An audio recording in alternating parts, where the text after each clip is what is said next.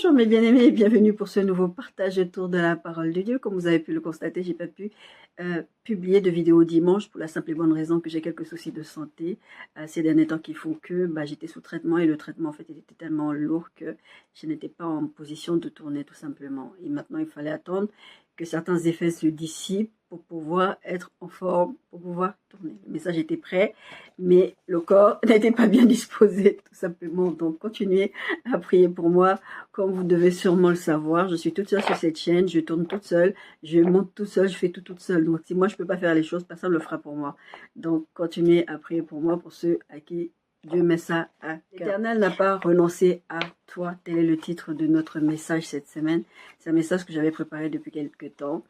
Et le Seigneur me l'a remis à cœur pour pouvoir encourager son peuple. Et je vous dis très souvent, avant de vous prêcher à vous, le Seigneur me prêche à moi. Enfin, le Seigneur me prêche. Le Seigneur m'enseigne à moi pour que je puisse enseigner son peuple. Ça passe par des épreuves, ça passe par des accompagnements, ça passe par des brisements, ça passe par tout plein de choses. Et c'est vrai que ces derniers temps, je vous donnais des témoignages, des fois, en tant qu'enfant de Dieu, on passe par des épreuves, par des choses compliquées. Mais quand c'est toi qui es responsable, quelque part, quand tu n'as pas écouté Dieu, quand tu as désobéi à Dieu, tu es dans une certaine culpabilité et tu penses que Dieu a renoncé à toi en fait. Que Dieu, mais qu'est-ce que je suis même, je suis nulle, comment je peux arriver à ça? Et c'est pour ça très souvent je dis à certains d'entre vous, vous savez quand quelqu'un aime le Seigneur, que la personne est tombée, priez pour la personne, encouragez la personne, parce que c'est ça l'œuvre de la croix. La miséricorde, la compassion de Dieu, le pardon, l'amour, tout ça. C'est ça l'œuvre de la croix. Vous n'avez pas besoin d'aller taper sur quelqu'un qui aime le Seigneur et qui est en train de souffrir. La personne a besoin d'être relevée. Vous avez besoin de prier pour cette personne. Et même si cette personne est en train de s'entêter dans un péché, c'est pas mon cas, c'est pas ce que je suis en train de dire. Priez pour cette personne. Parce que des fois, il y a des personnes qui n'ont pas conscience de ce qu'elles font ou elles ont conscience et elles ne voient pas vraiment le danger. C'est ce qui s'est passé dans le jardin d'Éden avec le serpent Adam et Ève. Ève n'avait pas conscience du geste qu'elle a posé en écoutant le serpent, en fait. Elle n'a pas pensé aux conséquences, même si Dieu avait dit c'est la mort. On verra ce verset aujourd'hui qui parle du salaire du péché, qui est la mort. Mais en tout cas, cette mort, c'est pas forcément ta disparition de la terre, mais c'est beaucoup lié à ta relation avec Dieu. Et en tant qu'enfant de Dieu, quand nous péchons contre Dieu ou quand nous avons des attitudes vis-à-vis de Dieu, de boudage, de toutes ces choses-là, il y a quelque chose qui se passe. Et très souvent, nous n'en avons pas conscience. Quand tu pêches encore, quand tu commets l'impudicité, quand tu commets le mensonge, le vol, l'adultère, toutes ces choses-là, que les êtres humains, que les chrétiens en général considèrent comme des grands péchés, tout de suite, tu as cette culpabilité qui vient et qui vient t'alourdir en fait. Et les petits péchés comme... c'est pas des petits péchés, c'est une façon de parler, vous avez bien compris. Comme le mensonge ou des choses comme ça qu'on ment par omission, qu'on ment parce qu'on veut pas, comment dire, parce qu'on ne veut tout simplement pas affronter certaines situations, on a l'impression que c'est moins grave. Il y a des péchés entre nous chrétiens, vous savez que vous les commettez parce que vous pensez que ce n'est pas grave. Or, le salaire du péché, c'est la mort. D'accord? Dieu est miséricordieux, Dieu est bon, Dieu est amour, Dieu est fidèle. Je vous ai dit ça il y a quelque temps déjà, je vous ai dit quand je passais par des moments difficiles où le Seigneur, j'avais l'impression qu'il m'avait abandonné ou tout simplement moi-même, j'avais fait des choses et je me disais non, mais Dieu ne peut pas me rattraper, je ne suis pas rattrapable. Déjà, regarde là où le Seigneur m'a tiré. Moi, je n'ai aucune raison. Je disais ça il y a plus de 15 ans déjà. Je me disais, mais moi, personnellement, de là où le Seigneur m'a sorti, je n'ai pas le droit de chuter.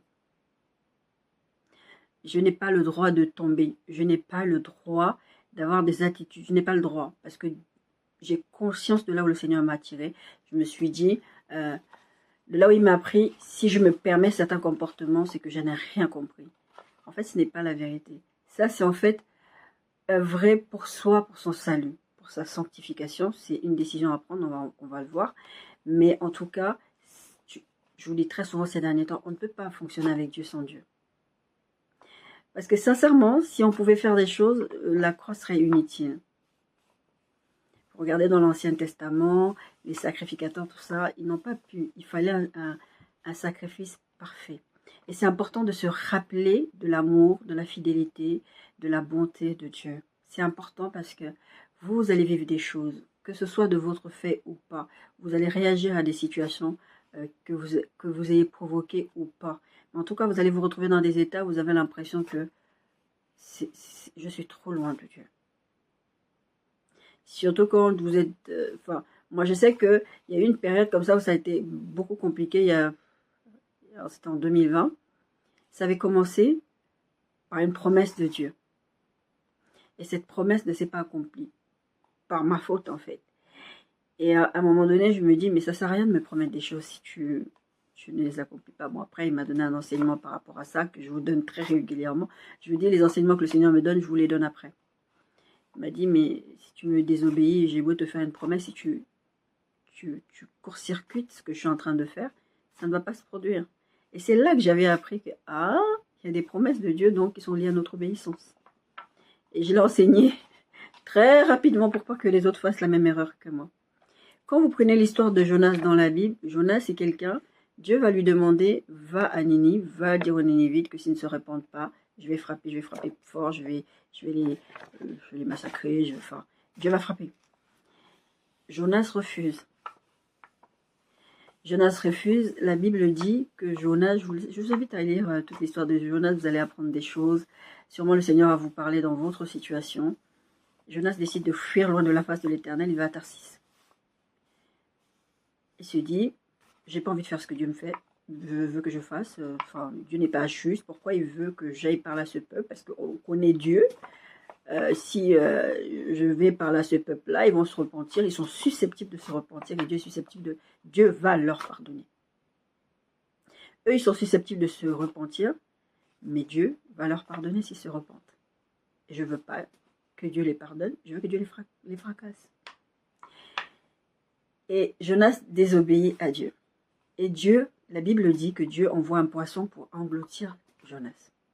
Dieu aurait pu détourner le regard de Jonas. Dieu aurait pu être très très fâché contre Jonas. Dieu aurait pu crier contre Jonas et lui dire, mais Jonas, je t'ai envoyé vers Ninive. Regarde ce que tu fais. Si vous regardez toute l'histoire de Jonas, dans les textes de Jonas, vous verrez que Dieu n'agit pas comme ça. Il y a des personnes, d'emblée, je vous ai parlé de prédestination récemment, Dieu sait d'emblée que tu ne vas pas te repentir. Il ne va pas perdre son temps avec toi. Mais bien aimé, c'est que vous allez comprendre, vous allez retenir beaucoup de choses de ce message. Mais il y a une chose que je voudrais que vous reteniez, c'est que si Dieu force encore avec vous, c'est qu'il n'a pas renoncé à vous. Tel est le titre de notre message. Si Dieu continue à te mettre dans des épreuves, continue à essayer de te corriger, la Bible dit que Dieu corrige celui qu'il aime. Que si nous avons laissé nos pères terrestres nous corriger, c'était pour notre bien, Dieu le fait encore mieux que ça. Donc, quand Dieu essaie de te remettre sur le bon chemin, c'est parce qu'il t'aime. C'est parce qu'il n'a pas renoncé à toi. Donc, quand vous voyez que Dieu vous apporte la correction, quand vous voyez que Dieu essaie de vous remettre sur le bon chemin, et que même sur le bon chemin où il essaie de vous remettre, c'est difficile, c'est compliqué, il y a des vents contraires, il y a tout un tas de choses qui se passent. Je ne parle pas de l'action du diable spécifiquement. Bien sûr que le diable va utiliser ces occasions. Je vous en ai parlé récemment quand je vous ai parlé des occasions et des temps favorables du diable. Le diable va attendre des temps d'exaucement. Ça, il faut que je vous prêche dessus. Et c'est un message à part encore. Ou le temps où votre exaucement est proche. Ou vos temps de vulnérabilité. J'ai plutôt parlé des temps de vulnérabilité. Mais il y a un message qui vient justement sur les temps d'exaucement. C'est très, très spécifique. Et vous vous retrouvez dans cette situation-là. C'est important de continuer à vous dire que Dieu ne renonce pas à vous. Parce qu'en fait, vous-même, vous avez renoncé à vous. Je vous ai fait un message sur le plus grand ennemi du chrétien, c'est le chrétien. Vous allez renoncer à vous. Vous allez renoncer à vous en sortir. Vous allez avoir des idées suicidaires. C'est ce qui m'est arrivé. Vous allez avoir plein de choses comme ça négatives. Mais je ne vaux rien. Mais la vérité, entre nous, sans la croix, nous ne valons effectivement rien du tout. Mais le but, c'est pas de se dire toute la journée, je ne vaux rien, je ne vaux rien. Mais tu vaux quelque chose. Tu as du prix aux yeux de Dieu. C'est pour ça que Dieu ne renonce pas à toi. C'est pour ça que Dieu envoie ce poisson engloutir Ninive. Parce que Dieu sait que la désobéissance de Ninive va provoquer des effets pour plus tard. Et pour son éternité. Comme pour vous, comme pour moi. D'accord? Et donc Dieu va amener tout un tas de situations pour vous corriger. Vous vous souvenez, je vous ai prêché quand Dieu vous résiste. Dieu ne fait pas ça pour vous embêter. Dieu fait ça pour vous remettre sur le bon chemin. Et Dieu fait ça parce qu'il vous aime. Dieu n'a pas abandonné Jonas parce que Jonas a désobéi. C'est pas dit, oh Jonas, ok, vas-y, laisse tomber. Et de la même façon, il ne renonce pas à vous parce que vous lui avez désobéi. Encore une fois, ce que je suis en train de prêcher aujourd'hui, ce n'est pas pour vous dire, allez-y, péchez, faites ce que vous voulez. Dieu vous aime, il ne vous laissera jamais tomber parce que Dieu vous aime. Non, vous devez comprendre, vous le savez, je vous le dis déjà suffisamment depuis longtemps, que le péché a des conséquences, que vous le voyez, que vous le sachiez, que vous en rendez compte ou pas. Le péché a des conséquences. Et très souvent des conséquences graves. Avec un peu de grâce, parce que là, il y a une grâce quand même, une faveur imméritée de Dieu, qui fait que, des fois, les choses que vous devriez vivre, parce que la Bible dit, le salaire du péché, c'est la mort. Bien sûr, à la suite du verset qu'on va voir. Mais en tout cas, il y a une mort derrière. Il y a un deuil à faire. Soit vous continuez à vous faire souffrir tout seul, soit vous décidez à un moment donné de faire confiance à Dieu, de vous sortir de ces situations-là. Ne restez pas comme ça, ne vous dites pas, c'est comme ça, Dieu m'aime pas, ça sert à quoi, comment je vais m'en sortir. Il y a tellement de chrétiens qui sont suicidés comme ça. Vous êtes dans une destinée extraordinaire, vous êtes en train de prendre un chemin extraordinaire. Dieu a une mission extraordinaire pour vous, pour son peuple, et vous laissez tomber, et vous abandonnez parce que c'est trop difficile. Le chemin est trop difficile. Alors, nous allons voir ce message en 3 parties. La première partie, c'est Dieu ne t'abandonnera pas. Dans l'histoire de Jonas, vous allez voir dans l'histoire de Jonas que Dieu n'a pas crié sur Jonas. Vous allez voir l'attitude de Dieu dans l'histoire de Jonas. Il a été vraiment calme avec lui. Et je vous parlais la semaine, je crois que c'était la semaine dernière, je vous parlais de l'histoire d'Élie.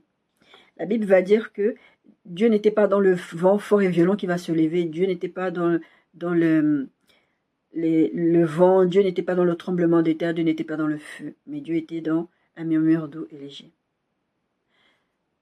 Élie, ce n'était pas une situation où il était en train de désobéir fondamentalement à Dieu, dans le sens où il était en train de pécher contre Dieu, mais il était quand même, enfin dans le sens où il faisait activement quelque chose contre Dieu. Mais là, quand même, c'était un péché parce qu'il ne continuait pas la mission, parce qu'il y avait une espèce d'orgueil, ce côté de dire, bah, Dieu m'a confié une mission, je n'ai même pas été digne de cette mission. Mais oui, tu n'es pas digne de cette mission. Dieu lui-même, il est digne de cette mission. C'est lui qui t'envoie, donc c'est lui qui va t'accompagner, c'est lui qui va t'amener sur ce chemin. Le Seigneur m'avait dit ceci. J'étais ébranlée, effondrée, j'ai dit, Seigneur, je ne pourrais jamais conduire ton peuple, je ne pourrais jamais prêcher, je ne pourrais pas faire ça, je suis une femme, je suis qui, j'ai trouvé toutes les excuses que vous voyez dans la Bible, par exemple Moïse trouvait des excuses pour dire moi je ne peux pas faire ce que tu me demandes, la mission elle est trop grande. Mais oui, la mission elle est grande parce que c'est un Dieu grand qui est en train de te confier cette mission et c'est lui qui va travailler. Et le Seigneur m'avait dit, c'est pas toi qui vas le faire, c'est moi, à travers toi. Donc à partir du moment où vous savez que Dieu vous accompagne sur ce chemin, vous n'avez rien à craindre. Mais malheureusement, vous vivez comme ça, vous avez peur. Et je vous disais, l'histoire de, c'était dans 1 roi 19, l'histoire de Élie, Dieu est resté calme. Dieu n'a pas crié dessus. Parce que des fois, il n'y a pas besoin de crier sur les gens. Très souvent d'ailleurs, il n'y a pas besoin de crier ni sur les enfants, ni sur les gens, ni sur personne. Moi, j'ai un moniteur d'auto-école. Maintenant, ça fait longtemps que je n'ai pas pu conduire. J'ai même pas fini mes heures, que j'ai payé en plus. En tout cas, j'ai un moniteur de l'école. Jeff, si tu passes par là, coucou, il est adorable comme tout ce monsieur. Je ne lui ai pas dit certaines choses sur ma santé quand j'ai commencé à conduire. Je ne lui ai pas dit parce que je ne voulais pas qu'il me crie dessus. Moi, je suis quelqu'un d'hypersensible. Il ne faut pas crier sur moi parce que j'ai des réponses traumatiques.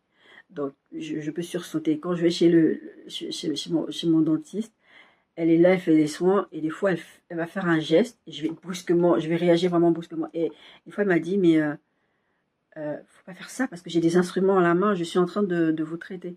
Et je lui ai dit, je me suis excusée, je me suis confondue en excuses, et je lui ai dit que c'est une réponse traumatique, que j'avais été suivie pour ça. Elle a dit, mais le monsieur de l'hôpital de la ville à côté m'avait dit que j'avais des traumas comme ça, enfin bon, bref, c'était une réponse traumatique. Je vais sursauter. Donc, si les êtres humains sont capables d'avoir cette espèce de complaisance vis-à-vis de vous parce que ici, ils réalisent qu'il y a quelque chose chez vous, vous avez une certaine sensibilité, vous imaginez Dieu comment il est avec vous. Dieu ne va pas vous crier dessus, Dieu n'a pas crié sur Élie. Jésus non plus n'a pas crié sur Pierre. Je vous prends ces exemples-là depuis quelque temps. Pourquoi? Parce qu'il sait que ce n'est pas la bonne méthode avec ces personnes-là. Il y a des fois, il y a des personnes, il faut hausser le ton pour leur dire les choses parce qu'ils n'écoutent pas.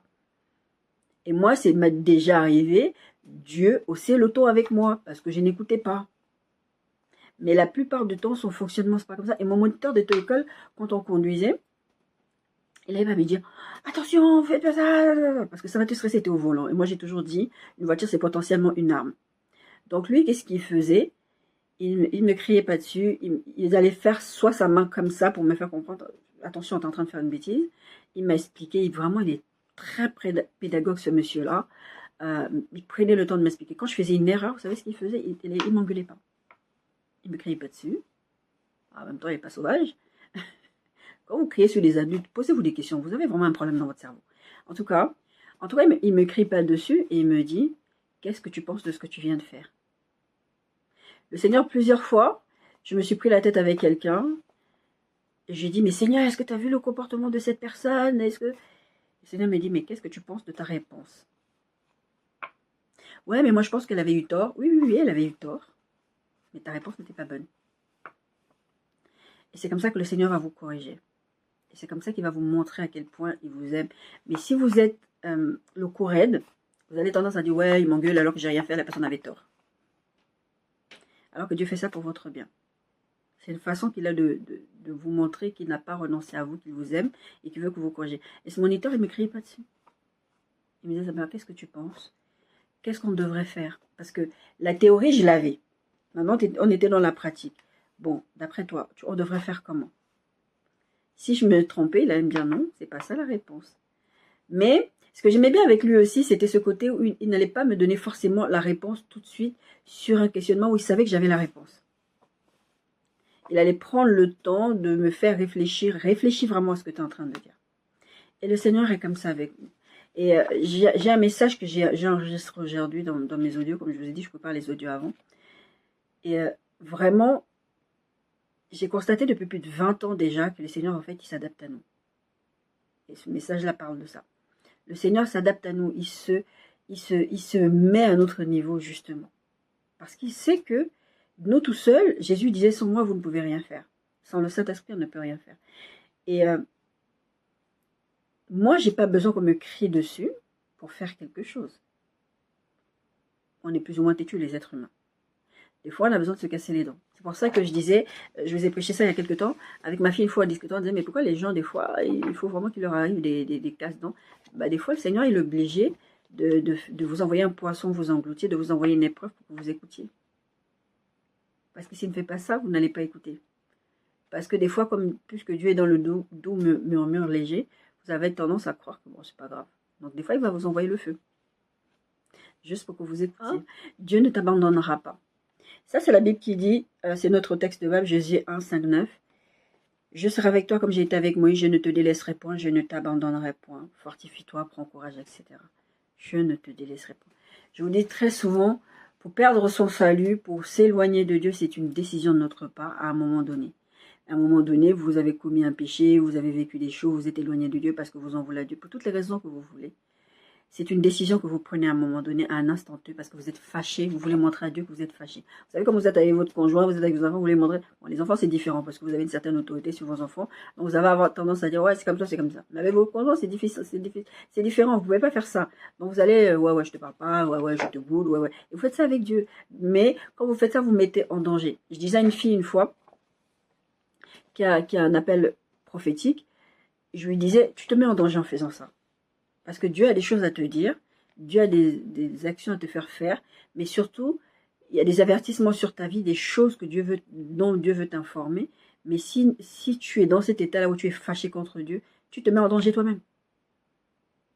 Regardez la position d'Abraham vis-à-vis de Dieu, et à un moment donné, Dieu dira, c'est Dieu ou l'ange de l'Éternel, en tout cas c'est pareil, cacherait quelque chose à Abraham. Si vous êtes dans une certaine intimité, une certaine attitude avec Dieu, Dieu ne vous cachera pas les choses. Si Dieu voit que toi, tu n'écoutes pas, tu as tendance à ne pas l'écouter, ben, il va te laisser. Il va juste envoyer le poisson t'engloutir. Encore une fois, parce que Dieu t'aime. Dieu ne t'abandonnera pas, il ne t'abandonnera pas. Je sais que dans vos situations, quand vous passez par ces moments où c'est compliqué, vous vous dites, ouais, c'est bon, Dieu m'a abandonné. Vraiment, c'est pour ça que je l'ai mis en rang 1. Vous devez retenir ça. Dieu ne vous délaissera pas, il ne vous abandonnera pas. Quelle que soit votre désobéissance, quel que soit votre péché. Je ne l'ai pas mis dans mes textes, dans mes notes, mais la Bible dit que si vous confessez vos péchés, il est fidèle et juste pour vous les pardonner. Encore une fois, ce que j'ai dit, ce n'est pas pour vous encourager au péché. Je connais quelqu'un qui disait, moi je vais faire ça, après je vais aller demander pardon à Dieu. Dieu vous connaît. Je vous disais à tout à l'heure que Dieu sait comment s'approcher de vous. Dieu sait comment vous amener à faire des choses. La Bible dit que c'est le Saint-Esprit qui convainc de péché et de justice. C'est le Saint-Esprit qui va vous convaincre. Donc Dieu sait qu'il ne va pas perdre son temps à venir brasser de l'air avec vous s'il sait que vous n'allez pas l'écouter. À un moment donné, il ne va pas perdre son temps avec vous. Dieu sait comment t'amener à faire sa volonté pour son royaume, mais pour ta vie aussi. Parce que ce que Dieu te demande de faire, ce n'est pas que pour lui, c'est pour toi. C'est pour quelque chose qui va te faire du bien aussi. Regardez l'histoire de l'apôtre Paul, acte 27, 9, 26. Vous vous souvenez, je vous ai prêché sur il faut aussi que tu ailles à Rome. Paul devait aller à Rome parce que Jésus lui avait dit tu vas aller à Rome aussi. Toi aussi tu vas aller à Rome, tu vas aller prêcher pour moi. Et donc à chaque fois il racontait j'étais sur la route de Damas, etc. Jésus m'a attrapé, il m'a dit que pourquoi tu persécutes mon peuple, tout ça, tout ça. Et voilà, il m'a fermé les yeux, enfin, tout ça. Paul il raconte. Et quand il raconte sa rencontre avec Jésus qui a transformé sa vie, il va raconter aussi la mission que Dieu lui a confiée. Et donc, puisqu'il fait appel à César à un moment donné, bon, je ne vais pas vous raconter, j'essaie de résumer le plus possible, on va l'envoyer à Rome. Et là, sur cette route-là, il devait prendre un bateau. Il était prisonnier. Avec d'autres personnes, il était prisonnier. Parce que comme il a fait appel à César, bon, on a dit, ah, mais on allait te libérer, mais comme tu as fait appel à César, on ne peut plus rien faire, tu as lié nos mains. Donc tu vas faire quoi? Tu vas là, ok? Tu vas prisonnier, d'accord? Paul va prévenir l'équipage du bateau, les capitaines, etc. Il va leur prévenir. Le Seigneur a dit que ne prenez pas la route maintenant, parce qu'il va y avoir un grand vent qui va se lever, etc. Vous allez être en danger, d'accord? Mais qu'est-ce qu'ils font? Ils n'écoutent pas. Le capitaine, les matelots, tout ça, ils n'écoutent pas parce que nous, on est des spécialistes. Toi, t'es qui? D'abord, c'était un fabricant de tentes, Paul. Et c'est aussi un membre du Sanhédrin, des choses comme ça. C'était un type religieux. Donc, qu'est-ce que tu connais à la navigation? Bon, il y a un grand Dieu qui connaît la navigation, qui dit ne prenez pas la route. Acte 27, versets 9 à 26. Un temps assez long s'était écoulé et la navigation devenait dangereuse, car l'époque même du jeûne était passée. C'est pourquoi Paul avertit les autres en disant « Ô homme, je vois que la navigation ne se fera pas sans péril et sans beaucoup de dommages, non seulement pour la cargaison et pour le navire, mais encore pour nos personnes. » Le centenier écouta le pilote et le patron du navire plutôt que les paroles de Paul. Et comme le port n'était pas bon pour hiverner, verset 12, la plupart furent d'avis de le quitter pour tâcher d'atteindre le Phénix, port de Crète qui regarde le sud-ouest et le nord-ouest, afin de dépasser l'hiver. Donc ils ont prévu, ils ont déjà leur agenda. Non, on va pas l'écouter. Qu'est-ce qu'il raconte lui? Qu'est-ce qu'il connaît la navigation?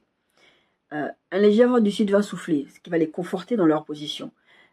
Et se croyant maîtres de leur dessein, ils levèrent l'ancre et contournèrent de près l'île de Crète. Mais bientôt un vent impétueux qu'on appelle Héraclion se déchaîna sur l'île. Le navire fut entraîné sans pouvoir lutter contre le vent et nous nous laissâmes aller à la dérive. Nous passâmes au-dessus d'une petite île nommée Clauda et nous eûmes de la peine à nous rendre maîtres de la chaloupe. En tout cas, il va y avoir plein de difficultés. Et à un moment donné, Paul va leur parler. Verset 21, on n'avait pas mangé depuis longtemps, alors Paul se tenant au milieu d'eux leur dit « Ô homme, il fallait m'écouter et ne pas partir de Crète, afin d'éviter ce péril et ce dommage. Maintenant, je vous exhorte à prendre courage, car aucun de vous ne périra, il n'y aura de perte que celle du navire. Un ange de Dieu à qui j'appartiens et que je sers m'est apparu cette nuit et m'a dit, Paul, ne crains point, il faut que tu comparaisses devant César, et voici Dieu t'a donné tous ceux qui naviguent avec toi. » C'est-à-dire que personne ne va être perdu. C'est pourquoi, ô homme, rassurez-vous, car j'ai cette confiance en Dieu qui sera comme il m'a été dit. Vous vous souvenez, Jésus a dit à Pierre, ce que Dieu m'a confié, je ne les ai pas perdus, sauf le Fils de la perdition. Lui, j'étais destiné que, bon, lui, il n'allait pas se repentir. D'accord? Et il n'écoute pas. Je vous dis, le péché a toujours des conséquences. Là, vous allez me dire, ouais, c'est des païens, qu'est-ce qu'ils en savent et tout. Le péché a des conséquences. On est en train de prêcher sur le fait que Dieu ne renonce pas à vous. Là, dans cette situation, ils n'ont pas écouté Paul. Paul leur dit, ne faites pas. Ils n'ont pas écouté. Mais Dieu a quand même décidé que vous n'allez pas perdre votre vie. Dieu n'a pas renoncé à eux.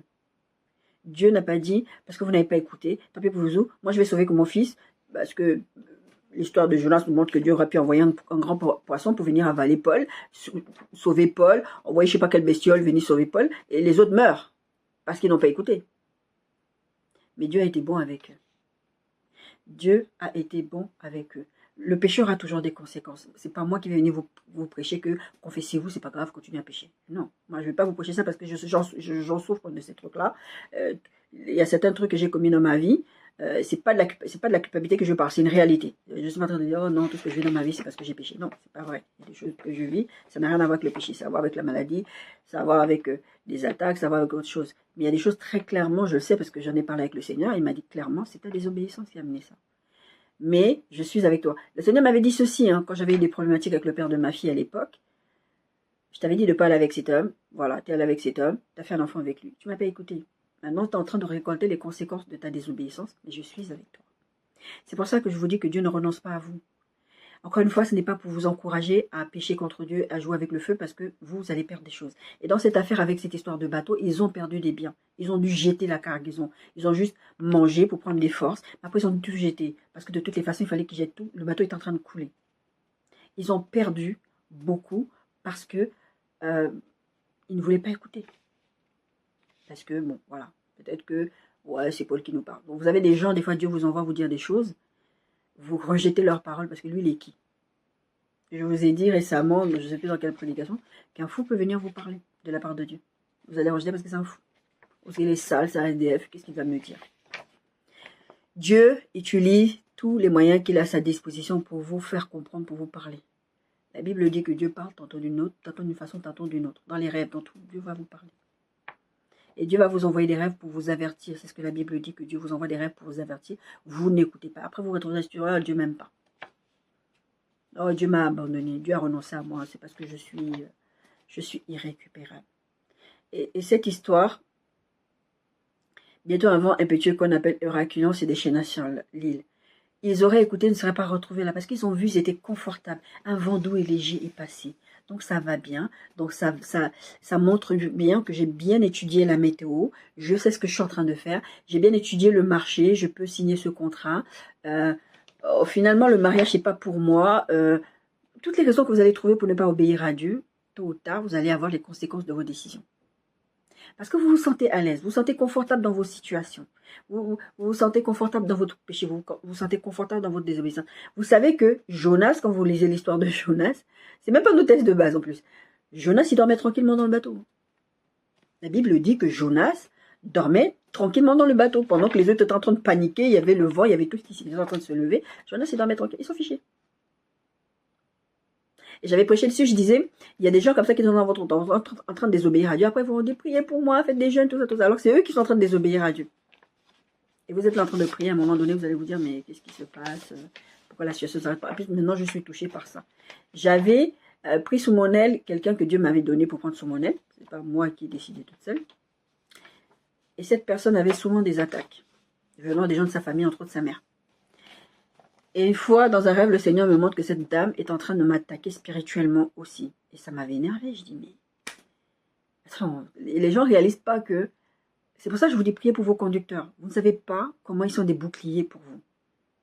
Ce qu'ils prennent pour vous. Des flèches empoisonnées du diable pour vous. Parce que Dieu les a mis comme des anges pour vous protéger dans la prière, dans l'accompagnement, dans l'éducation, pour vous aider à grandir. Et ces gens-là se font attaquer. Pour vous. Moïse a payé un prix élevé parce que le peuple le poussait. D'accord? Un vent d'eau léger, je suis confortable, je fais parce que je sens que cette situation, elle me convient, je ne vais pas aller plus loin, je ne veux pas, je pense que, ouais, cette personne amène quand même une sacrée avance de fond sur la table. Oh, cette femme, elle est quand même super bien foutue, excusez-moi l'expression, elle a une tête bien faite, elle est super intelligente, elle a fait des études, cet homme, il a de l'argent, tout ce que vous trouvez comme excuse pour aller dans les situations où Dieu ne veut pas vous voir. Et après, vous allez avoir des vents impétueux qui s'appellent Hérakion, qui vont se lever sur vous. Le feu va se déchaîner dans votre vie et vous n'allez pas comprendre. Et des fois, vous ne vous rendez même pas compte parce que le feu commence petit à petit. Vous savez, pour embraser une forêt, il faut juste une brindille. Et vous avez, si vous regardez des fois les informations, c'était peut-être l'année dernière ou l'année d'avant, où il y avait dans le sud de la France comme ça, ils ont fait venir des pompiers de partout dans le monde pour les aider parce que les feux de forêt comme ça, les gens qui font du camping, t'as mal été un truc et puis c'est fini. Ça brûle tout. Et le péché, c'est ça. Le péché commence petit et le péché engendre des choses graves. Et des fois, vous n'en avez pas conscience. Et le péché, le principal péché dont on parle un peu aujourd'hui, c'est la désobéissance à Dieu. De toute façon, tout péché est une désobéissance à Dieu. Parce que quand vous allez dans l'impudicité, Dieu vous dit de ne pas aller avoir des rapports sexuels en dehors du mariage, vous le faites. Je ne vous juge pas. J'en prends plein la figure déjà. D'accord? Et... désobéir à Dieu, c'est quel que soit ce que vous faites, ne le faites pas contre un être humain, vous faites contre Dieu. Je dis souvent, il y a des situations, je ne réagis pas comme n'importe qui pourrait réagir. Par exemple, vous allez vous retrouver face à quelqu'un qui vous attaque, qui vous insulte, qui vous dit des trucs. Vous allez avoir tendance à réagir d'une certaine façon, mais pourquoi tu me prends là, là, là. Moi, je ne réagis pas comme ça. Parce que je dis très souvent, j'ai la crainte de Dieu. Parce que ça arrive des fois où le Seigneur m'a dit, va t'excuser, hein. La personne avait tort. Donc, je préfère avoir une certaine attitude et me régler avec le Seigneur plutôt que de réagir sous l'impulsion avec pas de sagesse et puis de me retrouver dans une position où après je me dis, mais j'aurais pas dû faire ça. Vaut mieux écouter Dieu. Désobéir à Dieu a toujours des conséquences. Et c'est ce qui arrive à cet équipage-là. C'est difficile quand tu donnes un conseil à quelqu'un que la personne ne t'écoute pas, ça fait mal. Et nous, les chrétiens, en fait, on aime bien quand on donne des conseils, quelqu'un nous écoute. Surtout en tant que leader spirituel. Je te dis quelque chose, c'est parce que je sais ce que je suis en train de te dire. Je ne parle pas des leaders qui sont un peu comme ça. Vous n'avez pas d'intimité avec Dieu, vous avez vu une partie du rêve, vous ne savez pas interpréter, vous n'avez pas la maturité spirituelle, quel que soit ce qui se passe dans votre tête, vous allez aller dire à quelqu'un, ouais, j'ai vu dans ta famille, il y a des esprits de mort. Enfin, vous allez manquer de sagesse, dire des trucs. Je ne parle pas de ça. Je parle vraiment quand Dieu utilise quelqu'un pour venir vous dire des choses et vous ne voulez pas écouter.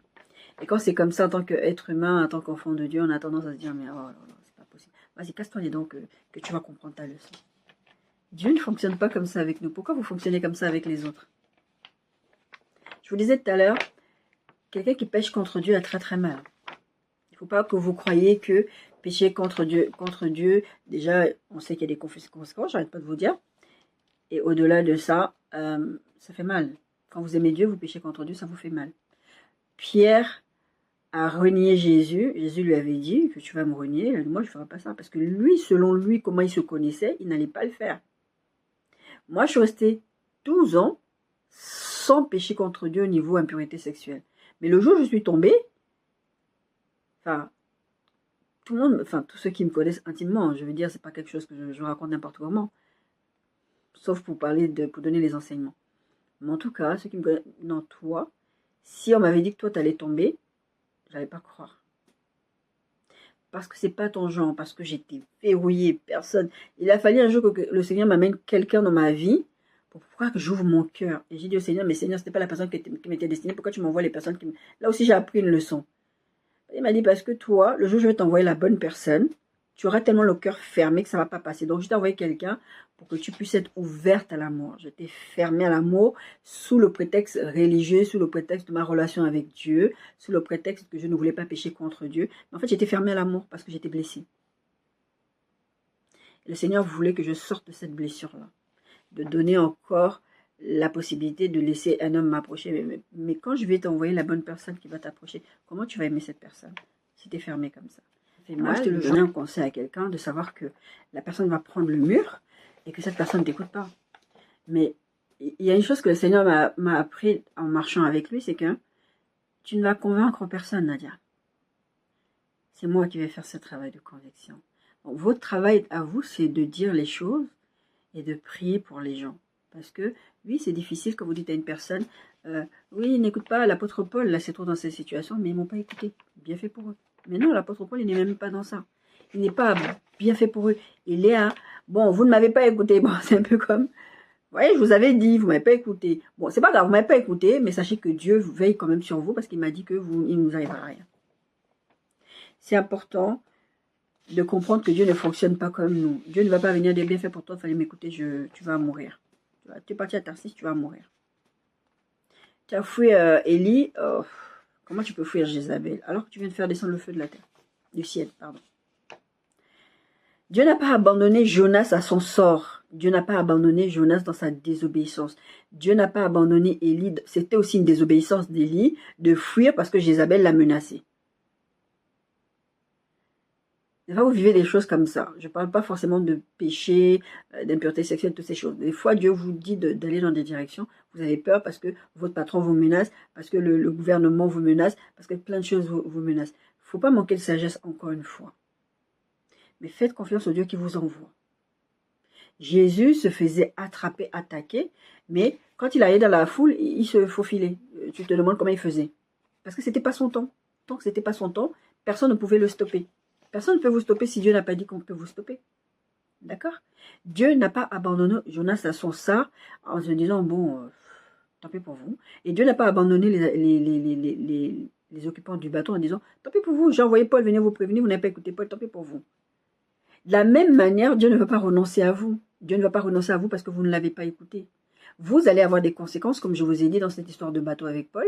Il y a eu des conséquences, ils ont perdu des choses. Et comme je vous ai dit, vous allez perdre de l'argent, vous allez perdre enfin, n'importe quoi, une amitié, quelque chose que Dieu aura mis sur votre chemin, une opportunité de travail, même un conjoint, une conjointe, vous allez perdre ça, le mariage, de ces choses-là. Moi, je vous donne tout le temps mon témoignage ici, je suis transparente avec vous par rapport à ça, pour que vous compreniez. C'est pas pour vous raconter ma vie, c'est pour que vous fassiez attention, que vous preniez les avertissements que je vous donne très, très au sérieux. Ce n'est pas parce que je suis passée par une expérience que vous êtes obligé de passer par la même expérience.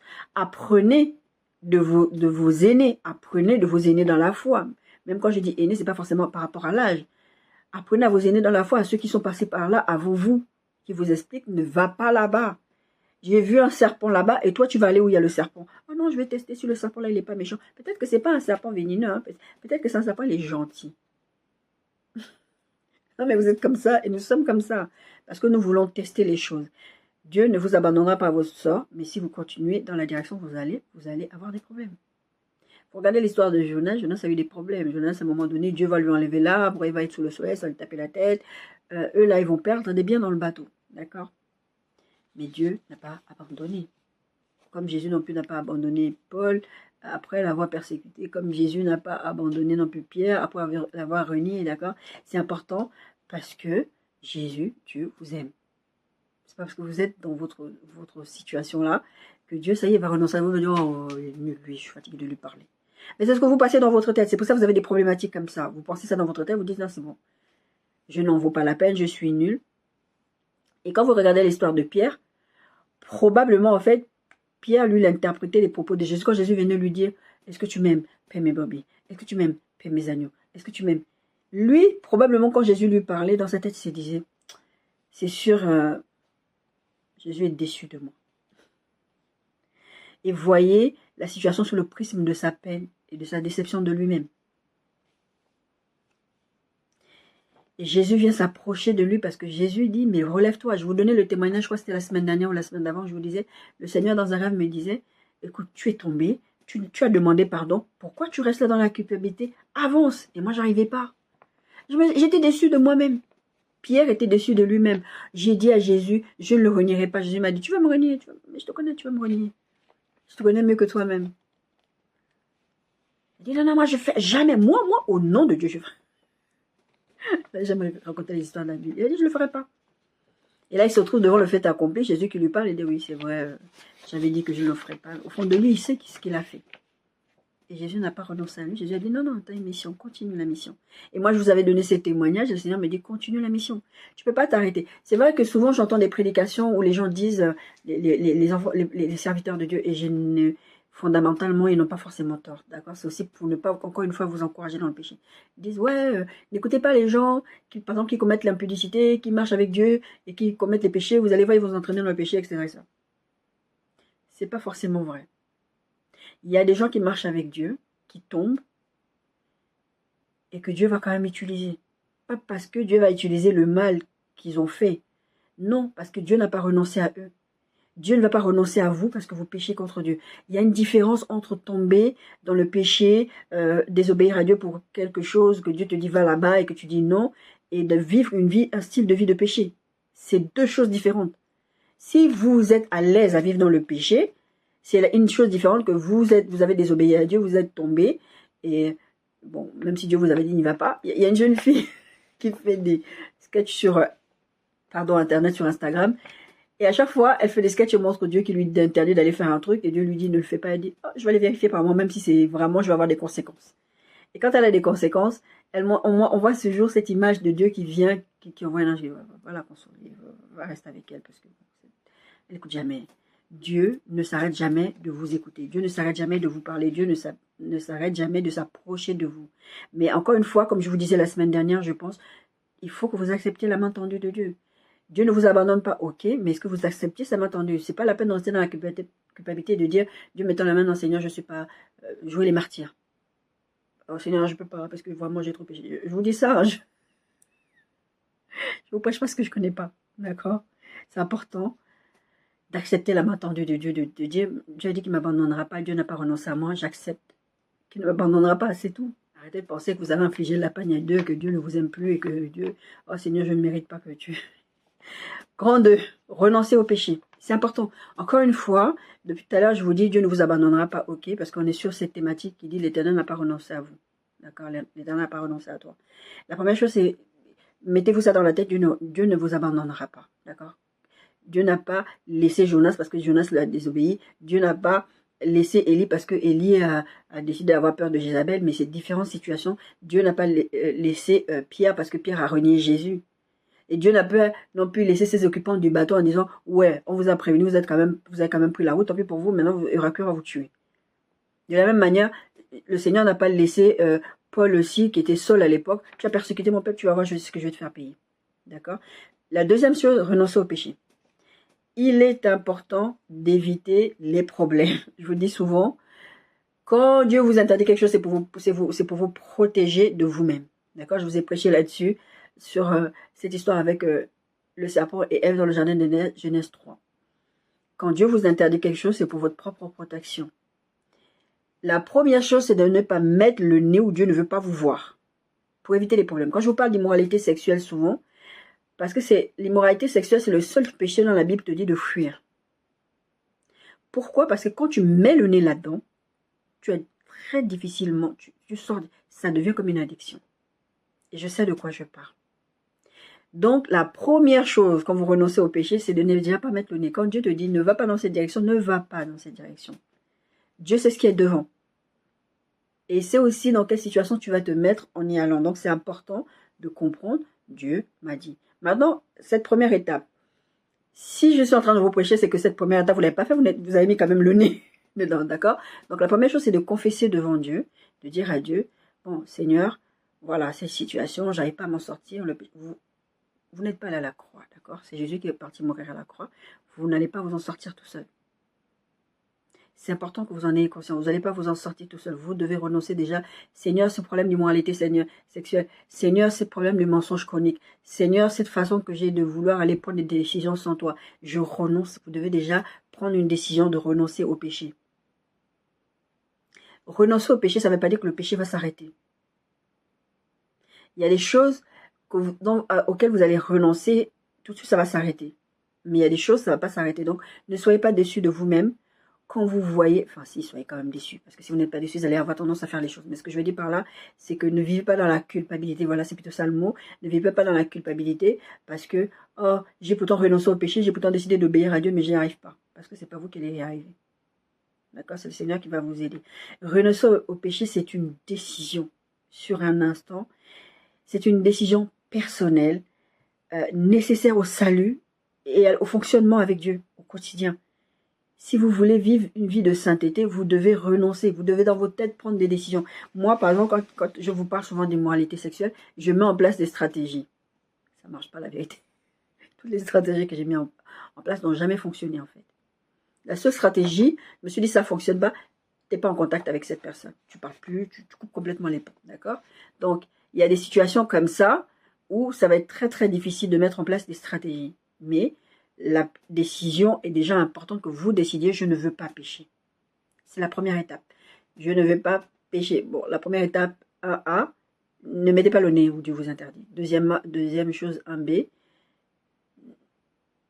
renoncez. Dites, je ne veux pas le faire. Vous prenez une décision. Si vous voulez vivre une vie de sainteté, la Bible dit que sans la sanctification, personne ne verra Dieu.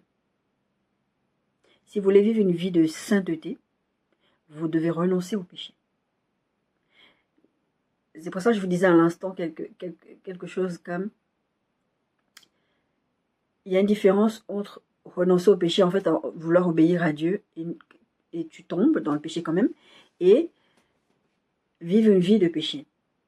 C'est deux choses différentes. Parce que quand vous choisissez de vivre une vie de sainteté, il y a des choses que vous n'allez pas faire. Déjà, psychologiquement, spirituellement, il y a des choses où vous n'irez pas. Naturellement, vous n'irez pas. Parce que le Saint-Esprit va vous aider. Mais il y a encore des choses, comme la Bible parle de vieil homme. Je vous invite d'aller regarder les textes de Galates. La Bible parle de vieil homme. Il dit, vous avez des désirs contraires à ceux de l'esprit. Votre chair a des désirs. C'est encore une fois, pas pour vous encourager à faire le mal, mais c'est pour vous dire que à un moment donné, il y a la chair. C'est pour ça que quand vous allez quitter ce corps corruptible, vous devez traiter durement votre corps. C'est ce que l'apôtre Paul disait. Mais traiter durement son corps, ça ne veut pas dire que forcément vous allez forcément y arriver. Il y a des choses qui vont être plus faciles pour vous. Par exemple, moi, tu me proposes un verre d'alcool, ça ne me dit absolument rien. Tu vas me proposer, viens, on va en boîte, on va faire la fête des choses. Ça ne me dit absolument rien. Il y a une seule personne qui peut me faire tomber dans l'impudicité. Et c'est cette seule personne-là. Personne ne peut me faire tomber dans l'impudicité. Et je ne dis pas ça parce que oh, je suis vraiment super calé. Non, c'est la seule personne. Parce qu'on s'est déjà connu comme ça. On a vécu cette histoire-là qui fait que j'ai cette faiblesse vis-à-vis de cette personne. Donc, il y a des choses, tu ne vas pas me faire tomber dedans. Même dans cette relation-là, il y a des choses que je ne ferai pas. Tu peux me demander ce que tu veux, je ne le ferai pas. Pourquoi? Il y a des choses que j'arrive à dire non et que j'arrive à tenir là-dessus, et il y a des choses qui n'arrivent pas. C'est pour vous dire que c'est un processus. La sanctification est un processus. Mais ça commence par une décision à un moment donné de dire que non, je renonce au péché, je ne veux pas pécher contre Dieu.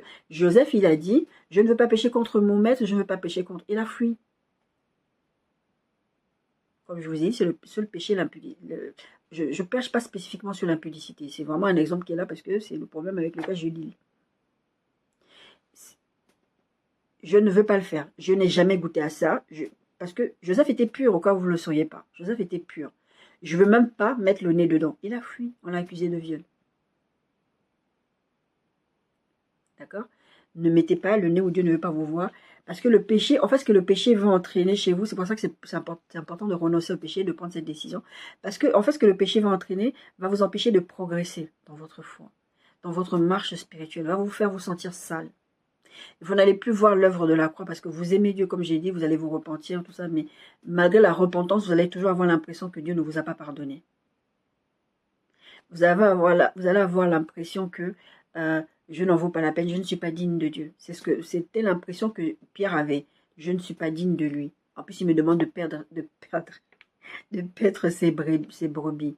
Je suis qui, moi, pour qu'il me demande ça après l'avoir renié. Donc, le péché va vous empêcher de progresser dans une vie de sainteté et ceci va inexorablement entraîner la mort. C'est pour ça que la Bible dit que le salaire du péché, c'est la mort. D'accord? La mort spirituelle et éventuellement la mort physique. Je vous ai prêché sur le fait que le pire ennemi du chrétien, c'est le chrétien en fait. Le diable va vous mettre des idées, mais le diable ne peut pas vous forcer à faire ce que vous ne voulez pas faire.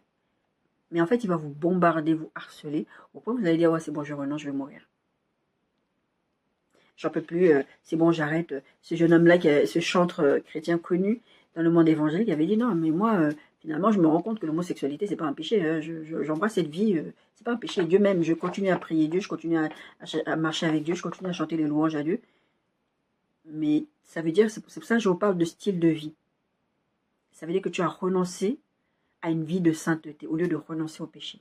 De dire, tu es arrivé à un moment donné où tu n'arrêtes pas de tomber, tu sais à un moment donné que c'est de l'impudicité, c'est de l'immoralité sexuelle, Dieu n'aime pas ça, Dieu t'aime toi, mais Dieu n'aime pas ça, mais tu arrives à un moment donné où tu n'arrêtes pas de tomber, tu n'arrêtes pas, tu es tellement dans la culpabilité, au lieu de la culpabilité, au lieu de te repentir, de te rapprocher de Dieu, de renoncer chaque fois. Mourir à soi-même, c'est de ça dont Jésus parle quand il parle le fait de mourir à soi-même. C'est ça, c'est de renoncer à chaque fois, tous les jours. C'est un travail que tu dois faire tous les jours. Mais toi, à un moment, tu arrives une journée où tu dis, non, là c'est bon, je renonce plus, je suis fatigué. Comment je peux faire ce travail de renoncer tous les jours? En fait, vous êtes fatigué, vous ne voulez pas renoncer tous les jours. Parce que ça vous fatigue, c'est un travail. Mais la sanctification est un travail.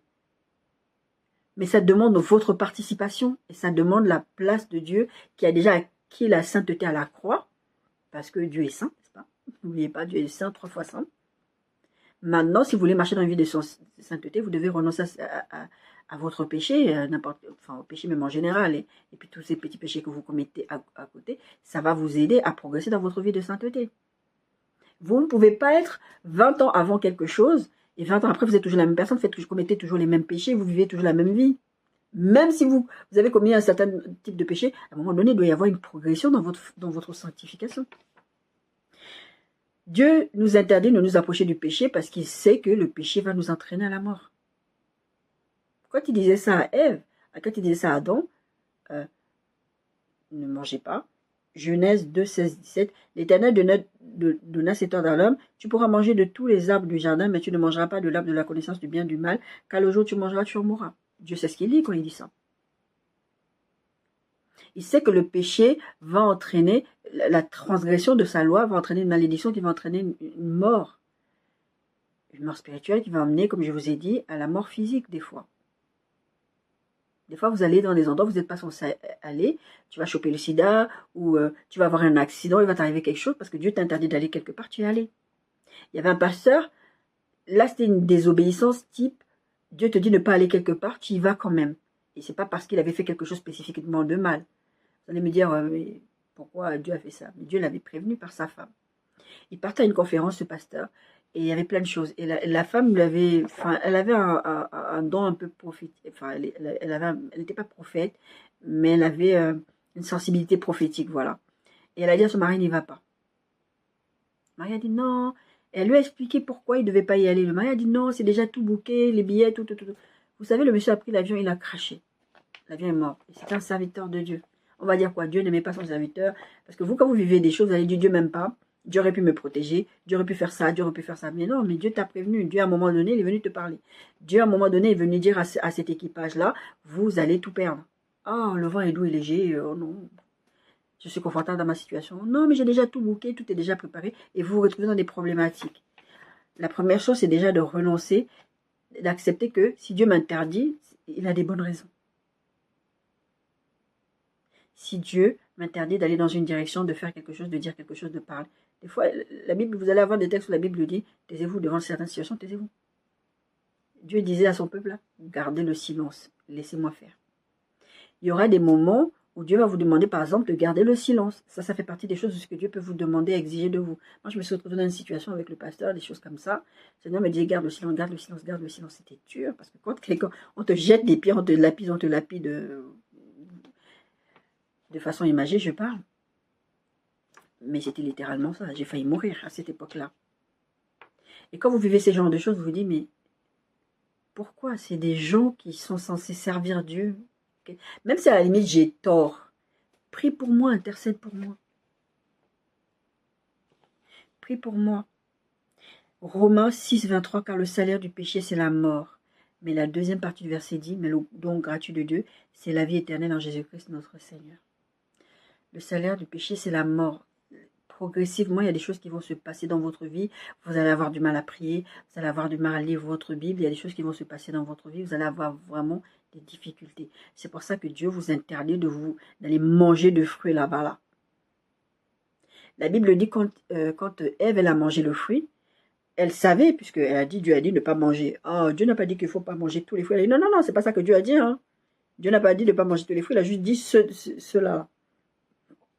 À partir du moment où le diable lui dit que non, parce que Dieu veut t'empêcher d'être heureux, épanoui. C'est ça qu'il lui dit, le diable. La Bible dit que Ève, maintenant, elle a vu que le fruit était bon à manger, à regarder.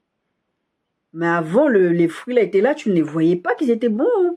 Non, parce que maintenant, c'est devenu la tentation. C'est pour ça qu'on appelle ça la tentation. Maintenant, c'est devenu intéressant. Ça, là, je dois vous prêcher là-dessus. Le Seigneur m'avait donné ce message de vous. Quand le péché devient intéressant, je ne sais plus c'était quoi le titre, mais je vais vous prêcher ça bientôt, j'espère. En tout cas, le salaire du péché, c'est la mort. Hébreux 12, 14. Cherchez la paix avec tous et la sanctification, sans laquelle personne ne verra le Seigneur. Recherchez la paix avec tous. La Bible ne dit pas que c'est la paix qui va vous empêcher de voir le Seigneur. D'abord, la Bible parle que nous devons être des artisans de paix, ça c'est vrai. Mais tant que ça dépend de vous, c'est vous qui devez être artisans de paix. Et des fois, malheureusement, ça ne dépend pas de vous. Donc, il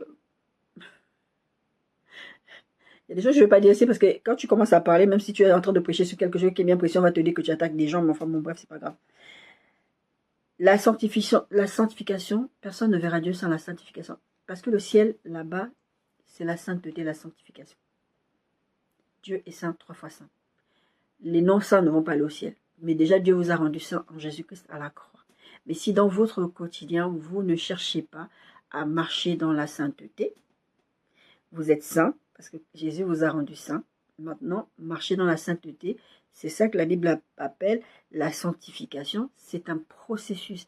Vous ne devenez pas sanctifiés. Déjà, la Bible dit que nous sommes sanctifiés par la parole. Jésus nous sanctifie, etc. Mais il y a une partie de nous. C'est pour ça que je parle de renoncer au péché.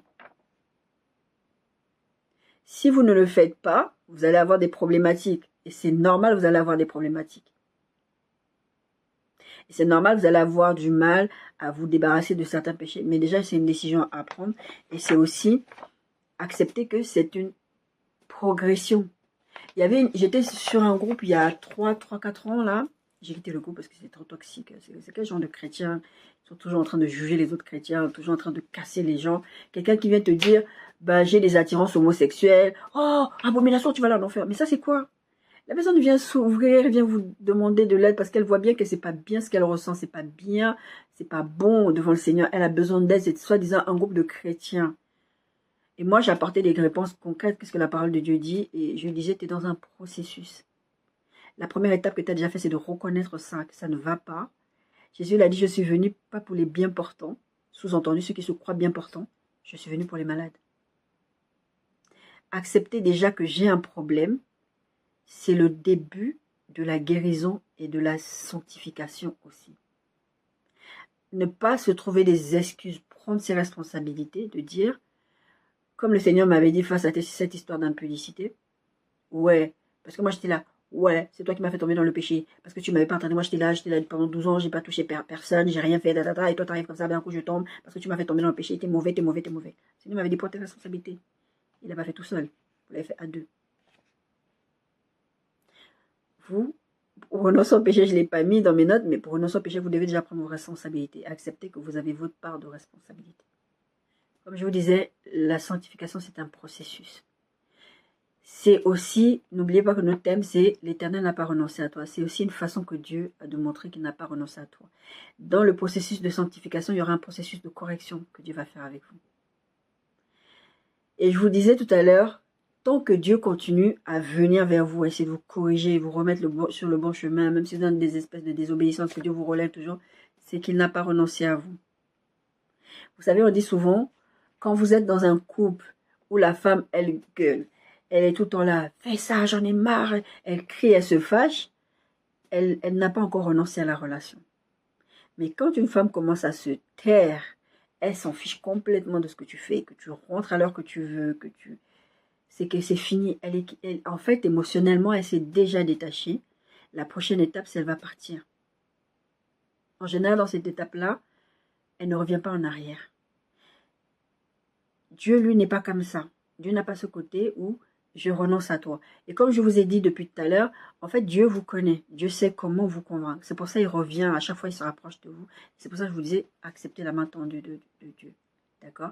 C'est important que vous ayez conscience que Dieu ne renonce pas à vous dans cette étape-là. Vous devez renoncer au péché, on est grand deux, vous devez renoncer au péché. Mais vous devez aussi comprendre que tant que Dieu continue à vous mettre sur le droit chemin, tant que Dieu à vous parler, tant que Dieu continue à vous corriger, tant que Dieu continue à vous engueuler, à vous dire, mais est-ce que c'est bien ce que tu penses que tu as fait là? Est-ce que ce que tu as fait là, tu penses que c'est bien? Est-ce que ce comportement est approprié? Est-ce que tu devrais parler comme ça à ta femme? Est-ce que tu devrais rentrer à cette heure-ci du travail? Est-ce que tu penses que c'est une bonne idée? Le Seigneur, une fois, m'a dit comme ça, j'étais dans une église, où je me suis dit, ah super, je vais aller faire la formation, etc. Le Seigneur m'a dit, tu ne signes pas ce document, tu ne vas pas faire cette formation. Pourtant, c'était pour le servir. C'était pour commencer le processus d'apprentissage au ministère pastoral. Le Seigneur m'a dit, tu ne signes pas, tu ne vas pas à cette formation. Mais Seigneur, pourquoi tu refuses que j'aille dans ces directions-là? C'était pour le ministère. Hein. Il y a tout plein de choses comme ça. Le Seigneur a refusé que j'ai des formations d'être humain. Et à un moment donné, je commence à me poser des questions. Je me suis dit, mais est-ce que même c'est... À un moment donné, je doute. Mais est-ce que c'est Dieu qui me parle? Mais c'est quand même pas normal. J'essaie de servir Dieu, etc. Le Seigneur me dira, parce que ce que tu vas vouloir faire là, les hommes vont s'approprier la gloire de ce que je vais faire avec toi. Et Dieu ne partage sa gloire avec personne. Parce que Dieu connaît l'avenir qui est devant moi. Et il veut que les gens sachent que tout ce que je suis devenu, c'est Dieu qui l'a fait. Il m'a demandé de suivre les enseignements de certaines personnes très spécifiques. Mais en dehors de ça, je ne vais pas être sous l'autorité pour l'instant de quelqu'un comme ça. Je ne sais pas pourquoi Dieu fait ça avec moi. Je suis sûre que je ne suis pas la seule personne avec qui Dieu fait ça. C'est pas qu'une impression, c'est pas qu'une sensation, c'est vraiment, vraiment le Seigneur a été très clair là-dedans. Parce qu'il est en train de m'emmener quelque part. C'est important de laisser Dieu vraiment vous conduire. Ça sert à rien parce que vous allez vous fâcher contre Dieu, vous allez vous énerver parce que finalement vous n'avez pas écouté, comme j'ai parlé par rapport à l'histoire de l'apôtre Paul et des gens dans le bateau, etc. J'ai écouté un podcast c'était quand j'avais enregistré ce message, il y a un petit moment. Il y a un type, en fait, il a trompé sa femme. La façon dont il raconte l'histoire, je me dis, mais il est cinglé. Il a trompé sa femme. Il dit, je ne sais pas comment elle a découvert, mais elle a découvert. Mais il était en colère. Vous savez pourquoi il était en colère? Parce qu'elle a osé le quitter. Il voulait faire un enfant avec elle. Elle ne voulait pas faire l'enfant. Elle disait qu'elle n'était pas prête. Enfin, je sais pas. Lui, il disait, moi, j'ai pas de problème d'infertilité. C'est elle le problème d'infertilité. En tout cas, voilà. Je l'ai trompée. Mais quand même, en fait, la dame, dès qu'elle a découvert que son mari l'a trompée, elle a fait une procédure. Elle a déménagé. Elle a attendu qu'il parte en voyage. Elle a déménagé, elle a tout pris ses affaires, elle a coupé contact, elle a pris l'avocat, elle a dit maintenant si tu veux contacter quelqu'un, moi tu ne me parles pas directement, tu parles à mon avocat. Et elle ne lui a laissé aucune porte d'accès à elle. On devrait faire comme ça avec le diable. Aucune porte d'accès. Et le gars était fâché parce que j'ai fait une bêtise, ok, mais tu me laisses même pas l'occasion de me corriger, de t'expliquer ce qui s'est passé. Mais la dame, elle était en mode, mais il a expliqué quoi? Tu as pris une décision à un moment donné de commettre cet adultère, qu'elle ait détruit notre foyer. Tu as détruit notre foyer, je veux rien avoir à faire avec toi. Et la fille, en fait, comme elle avait des origines norvégiennes, elle est partie en Norvège. Elle a vraiment parlé à des amis, tout le monde, elle a dit à tout le monde, voilà, je ne veux même pas que vous donniez des informations à ce monsieur. Le monsieur, il pleurait, il pleurait, il pleurait. Il a essayé de récupérer sa femme. Il n'a pas pu récupérer sa femme. Et un an après, un an et demi après, il apprend parce qu'il discutait comme ça. Il n'arrivait pas à s'en remettre parce qu'il n'avait pas eu de fermeture, je ne sais pas comment on dit ça en français. Il n'avait pas eu de closure. Il n'avait pas eu cette possibilité de discuter avec elle, qu'elle lui dise non, tu m'as fait trop de mal. Vous savez, des fois, vous êtes dans des relations, vous voulez que la personne vous dise non, c'est fini, comme ça, vous vous êtes dit tout ce que vous avez vous dit, vous partez le cœur léger ou pas. Et comme ça, vous savez que c'est fini, voilà. Elle ne lui a pas laissé cette occasion. Et donc lui, tout le temps, il se plaignait, je ne comprends pas. Et puis un jour, il a découvert, en parlant, il était bourré, il a parlé à des amis communs, il a dit, ouais, je comprends pas comment elle m'a laissé, etc. Et puis à un moment donné, l'ami a dit, écoute, c'est bon, elle a avancé, elle a avancé, elle n'est plus sur toi, donc toi aussi, c'est bon, arrête de pleurer sur elle. Et lui, dans son alcoolisme saoulé, il était sous, il a percuté que, comment ça, elle est passée à autre chose? Comment ça? Parce que moi, ça fait un moment, je pleure, je vous demande, qu'est-ce que vous avez de ces nouvelles? Vous êtes là, non, vous n'avez pas de ces nouvelles. Comment ça, elle est passée à autre chose? Il a harcelé cet ami-là, et cet ami, ce couple d'amis, enfin, pas lui dit, oui, mais en fait, elle s'est mariée, elle a un enfant. Elle était enceinte. Ce monsieur s'est mis en colère contre ses amis en disant, vous m'avez abandonné, vous m'avez laissé tomber, vous m'avez mis dans cette situation, c'est pas normal, vous aurez pu me donner ses coordonnées. Et il en voulait à ses amis parce que ses amis ne l'ont pas donné les coordonnées à la fille pour aller rattraper la fille, pour aller la récupérer.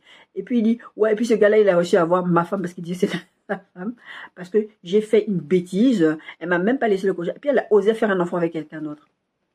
Cet homme ne prenait pas ses responsabilités. Il avait décidé, enfin, j'ai fait quelque chose, je ne accepte pas que je suis responsable de mes propres bêtises, que cette femme-là, elle est partie parce que j'ai fait quelque chose de mal, ou que j'ai mal, parce que bon, elle m'a pas laissé une chance de me rattraper, mais j'ai fait quand même quelque chose de mal, j'ai détruit mon foyer. Je disais tout à l'heure, quand une femme arrête de parler, c'est que c'est fini. Quand une femme dit que c'est fini, c'est fini. Je veux dire, en général, c'est comme ça. Mais des fois, une femme qui va te dire, c'est pour ça que certains hommes, vous êtes dans des situations bizarres, comme ça, vous n'acceptez pas. Quand des fois, certaines femmes vous disent c'est fini, vous dites non, parce que je connais, elle dit que c'est fini, mais c'est pas fini. Je vous demande de regarder les signes avant-coureurs. Quand une femme dit c'est fini, j'en ai marre de toi, j'ai fini avec toi. Regardez ce qu'elle a fait avant. Si elle s'est tue, si elle ne parle plus, si elle ne râle plus, c'est vraiment fini. Donc n'insiste pas. Elle a fermé la porte. Et lui n'avait pas réalisé ce qu'il avait perdu. Il n'avait pas réalisé que là, à un moment donné, j'ai pris une décision d'aller dans cette direction d'adultère, que je vais tout perdre. C'est pour ça que je vous dis que le péché a des conséquences et c'est important de renoncer au péché. Il a pris cette décision, il est allé dans cette direction-là et ça lui a coûté cher, ça lui a coûté. Maintenant, il est là, au lieu encore même de faire amende honorable et dire, bon, j'ai fait quelque chose de mal, Non, non, il est en train d'en vouloir à cette femme. Il en veut au monsieur. Puis il dit, oh, le monsieur, il est même moche. Moi, je suis même plus beau que lui. Et en plus, je ne comprends pas l'intérêt d'aller se mettre avec quelqu'un qui a le même métier que moi, puisqu'elle aurait pu rester. Ouais. Des fois, vous ne réalisez pas les implications des décisions que vous prenez. Des fois, nous ne réalisons pas les implications des décisions que nous prenons. Ces décisions qui ont des résultats catastrophiques dans nos vies. J'ai raté le mariage. Ça ne veut pas dire que moi, je ne vais plus jamais me marier. Je vais me marier. En tout cas, j'étais censée me marier depuis bien longtemps. Avant. Parce qu'à un moment donné, j'ai décidé de prendre une décision. Et j'ai continué à rester là-dedans. Pas parce que forcément, ça me faisait plaisir. Mais en fait, c'est vraiment ce côté pour un instant de plaisir. Comme ce monsieur, je vous ai donné l'histoire. Pour un instant de plaisir, tu vas rater tes bénédictions. Tu vas rater tes opportunités, tu vas rater des choses que Dieu, des projets de bonheur que Dieu a pour toi. Pourquoi? Parce que sur cet instant, tu n'as pas voulu renoncer au péché, tu n'as pas voulu renoncer à toi-même, tu as voulu continuer cette vie-là. Même si tu demandes pardon à Dieu, que Dieu te pardonne, le péché aura toujours des conséquences. Donc, il faut déjà renoncer à ça. Le péché, c'est un choix. Moi, je vous en parle régulièrement. Le péché, c'est un choix. Ça ne sert à rien de se trouver des excuses et de dire c'est pas ma faute, je suis partie là-bas, c'est parce que des fois, il y a des... Il y a des pasteurs, il y a des serviteurs de Dieu. Je suis partie en boîte parce que je partais pour évangéliser. Je suis partie là-bas parce que je me suis dit que comme ça, j'allais prêcher la parole de Dieu. Mais Dieu t'a pas envoyé. Il y a une histoire que j'ai écoutée, un témoignage que j'ai écouté il y a quelques semaines. 2-3 semaines. Ouais. Il y a un jeune homme, en fait, son témoignage, c'est qu'il était drag queen, il était homosexuel. Et il a grandi dans une famille où on lui a appris la foi, le Seigneur, tout ça, et puis vraiment des protestants évangéliques. Mais il y avait cette lutte interne en lui, et il voulait vraiment, il savait qu'il était en train de vivre une mauvaise vie. Mais en fait, il se persuadait lui-même que non, non, moi, votre Dieu là, qui n'aime pas les homosexuels, je ne suis pas dedans. Et le Seigneur lui a envoyé un serviteur de Dieu dans la boîte homosexuelle où il était.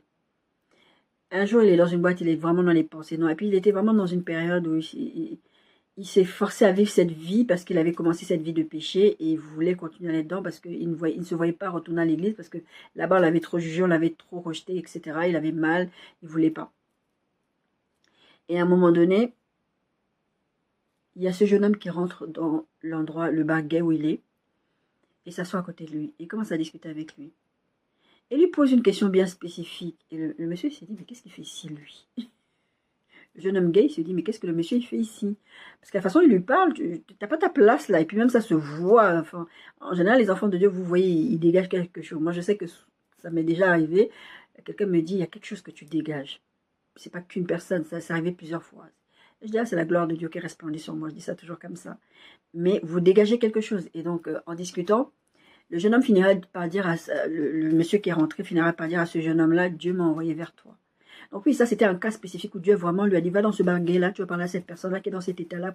Mais si Dieu ne vous envoie pas dans un bar gay ou dans un truc, parce que vous avez des désirs homosexuels, vous avez dit, oh, je vais aller prêcher dans le bar gay, vous voulez aller faire des choses, Dieu vous voit. D'accord, repentez-vous pour ça. N'allez pas prendre des risques d'aller faire quelque chose que Dieu ne veut pas que vous fassiez, parce que vous devez avoir conscience que le péché va vous fermer des portes, va vous faire rater des bénédictions, va vous faire rater des opportunités. Le péché va faire que vous allez avoir à un moment donné l'impression dans votre marche avec Dieu que Dieu a renoncé à vous, alors que ce n'est pas vrai. Vous allez vous éloigner de Dieu, vous allez arrêter de prier, vous allez arrêter de lire la Bible, parce que vous avez l'impression que vous êtes irrécupérable devant Dieu. Ce jeune homme-là s'est retrouvé dans cette situation-là, il se disait, non, mais je suis allé trop loin dans le péché, je suis trop sale. Je ne veux pas. Vous devez avoir conscience que vous ne perdrez jamais votre place dans le cœur de Dieu.